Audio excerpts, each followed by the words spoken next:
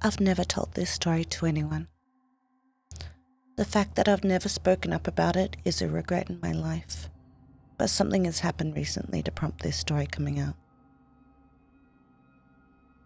When I was growing up, I lived in a 2-story house with my family. We're a happy family for the most part. I had a little sister who was 2 years younger than me. When this all started, it was the summer of my 13th year, and the Russell family had just moved in next door. At first, I wasn't particularly interested in them. Nothing amazing. Their house was quiet. The family consisted of a mother, a father, a boy who was my age, and his little sister, who at the beginning of this story was about 2 years old. Simon Russell ended up going to my school and in my class. None of the students seemed to take to him. I personally was a bit of a quiet type. I was an alternative kid and I had 2 other friends. They happened to be twins and both sick on this day. When Simon passed me a note in school to have lunch together, I didn't really have a reason to say no. I felt bad that he hadn't made any friends on his own since he arrived. So we ate lunch. At the time I thought it was a little weird, but more than likely harmless. I ended up introducing him to the twins the next day, and he just sort of never went away. Didn't really talk to the twins. He just sat with us whenever it was lunchtime. The twins, whose names were James and Tom, didn't really know what to make of him. They said that they got the distinct impression that Simon didn't like them, but he also didn't leave. And he wasn't nasty or anything. He just kinda was a presence that just stared and never got involved with the conversations. This behavior, however, was very different when it came to being outside of school hours. He was my neighbor, so we often found ourselves walking home together. I hardly had to contribute to the conversation at all. He would just talk and talk. Eventually, one day on our walk home, we came across a kitten who looked too young to be away from its mother. I knew my parents would never allow me to take it home, but Simon said his parents might. So we wrapped it up in a jacket and took it home. The next day at school, I was so excited to find out what happened. I asked him if his parents allowed him to keep the kitten, and he said no. His parents were mean and they took it away from him. I was sad about that, and I thought he was as well because he seemed very quiet on their walk home that day. It might have been 2 a.m. when I woke up to the sound of his back door opening. It made this high-pitched whine sound that permeated the air. I was a very light sleeper. I looked out the window and I saw him walking up through his backyard holding a shoebox. I didn't know what to make of it at the time. Just thought it was strange. After that, the conversation on the walk home started to take on some darker notes. Some of the conversations made me feel incredibly uncomfortable. He would talk about hating his parents and wishing they would get into car accidents. His mum was yelling at him for this and that, and of course none of it was his fault. He told me a story of how his mother asked him to watch his sister in the bathtub while she made dinner for them. He thought if the water in the bath was hotter, then she would be cleaned faster and he could stop.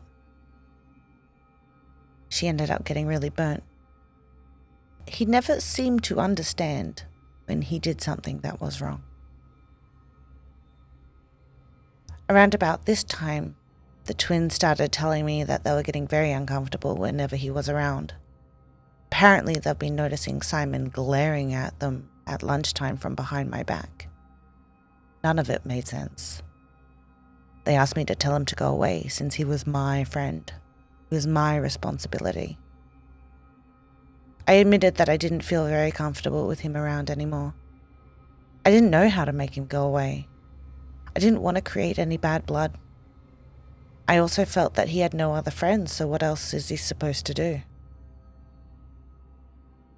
That afternoon, I didn't wait for him so we could walk home together. Instead, I panicked and I ran home as fast as I could all by myself. I felt guilty, but I also didn't know how to deal with my emotions of what I was thinking and feeling.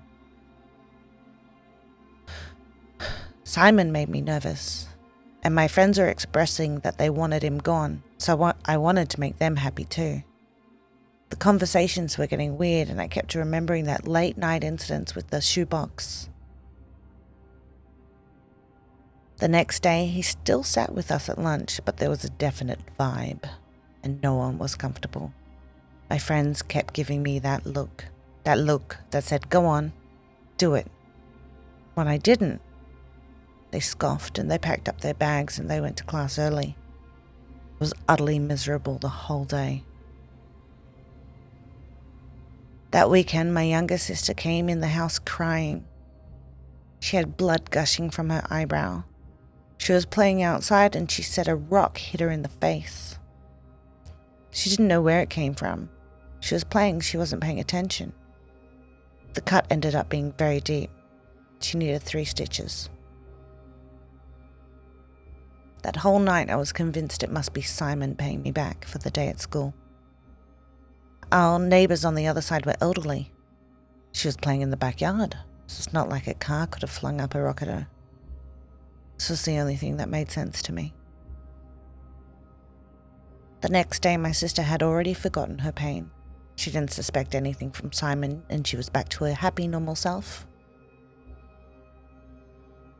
She went outside to play with her pony toys in the grass.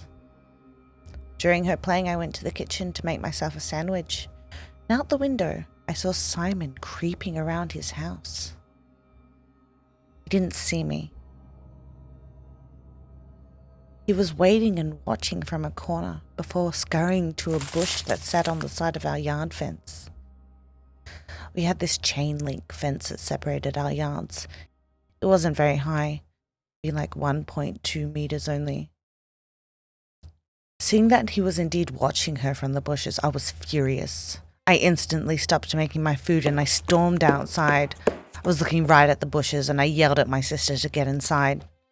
She came in very sheepishly. She thought she might have been in trouble. I felt bad for that later, but I saw Simon hiding from me and I knew that he was there. Later that day, I ended up explaining to my sister what I suspected. She was absolutely terrified and hypervigilant after that. She didn't really go outside anymore. The next Monday was our first Monday without Simon. He didn't come to hang out in our lunch area. About a week, we discovered that he started hanging out with this girl from another class, the library at lunchtime. I felt a little guilty about the things that I suspected from Simon's personality, but I was happy that he wasn't bothering us anymore. I didn't really give it much thought after that, for a while at least. A couple of years ended up passing, not much happening between us. The house next door was rather quiet. We didn't see much from the family. I guess we just kept different schedules. But that changed. One day my sister came running in the door after school. I just made it home about half an hour early and I watched the door bash open and my panic-faced sister flew in and locked the door behind her. She crumpled to the ground and she was crying. I went to her side to console her, asking her what was wrong. "He's following me home," she cried. I instantly knew who, but I asked anyway. "Who? What happened?" Simon. Turned out on her way home, she could hear footsteps behind her. She was turning around to look to see nothing, turning around to look to see nothing, turning around to look. There was someone ducking behind a tree. She picked up her pace and she looked again. There was someone ducking behind a fence. She started to run and she could hear him running behind her. I wanted to make her feel better, but instead I just reminded her that Simon's our neighbor. So of course he was coming the same way. It was probably him, and he probably didn't mean it. He probably just also thought that it looked like he was following her, maybe. So he hid. She considered the idea that maybe it wasn't ill-intentioned, but she was never fully convinced. Was kind of happy about that. After that event, my sister also started riding my bike to and from school. It was much faster and she never had to walk. It was summer break of that year. On the same weekend, when the twins and I took our bikes out, down to a scrap metal yard in town.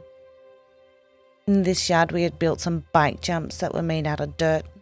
We liked hanging there, goofing off and smoking some cigarettes. This time we were pulling in, we could hear a dog yelping and crying. Getting closer, we could see it was Simon holding a dog, and it looked like he had his bike sitting upside down and he was putting the dog's tail in the spokes of his bike wheel and spinning the wheel. We started yelling for him to stop and we were pedaling faster trying to get to him. He dropped the dog as soon as he saw us, picked up his bike and rode off before we made it to him. We couldn't coax the dog over. The damage was already done. The dog was okay, but it was very scared and it ran off. Time passed after that with nothing too upsetting happening. That was until I got woken up one morning by an ambulance at the neighbor's house. The little Russell sister was being taken away in an ambulance. I didn't know what happened at the time, but later that day, police officers also ended up arriving. After this incident, Simon ran away from home. And as far as I knew, he never returned.